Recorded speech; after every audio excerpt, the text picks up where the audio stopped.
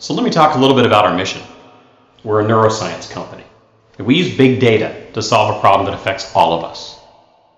Now, military suicide spiked in July, and we still don't know why. We're losing more soldiers today from ineffective treatments and medication risk than we've lost in battle. So here's a disruptive idea.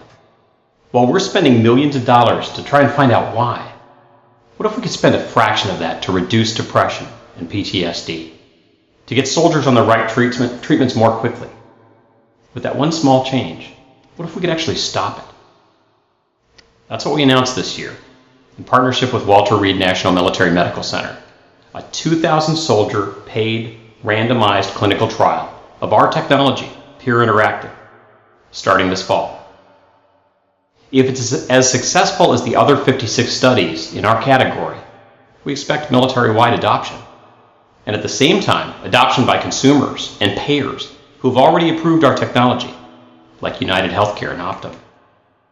Because we know this, medications are the dominant treatment for depression and PTSD, but medications only work about a third of the time.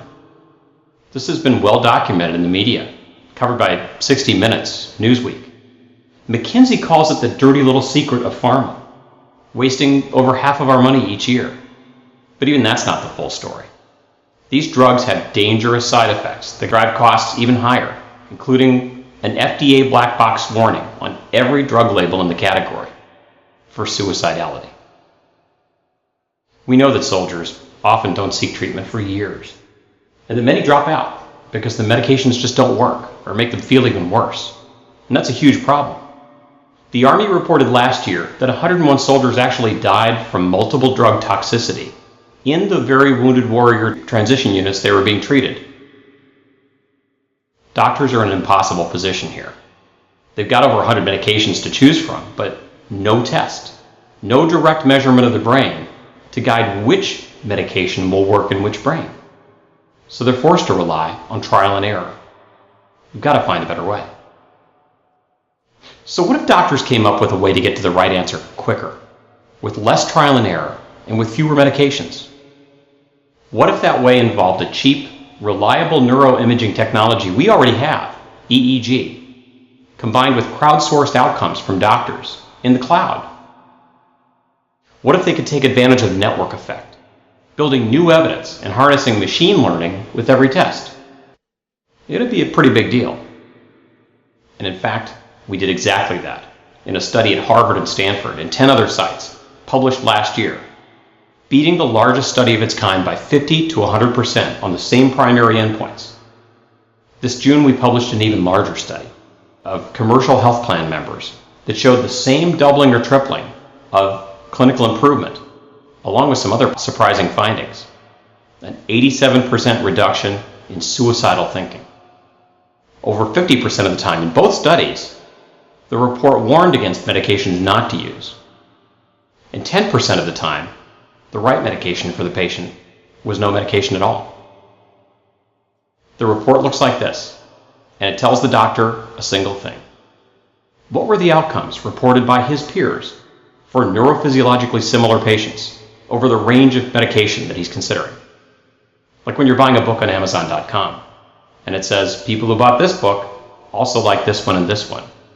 We're like that, for your brain.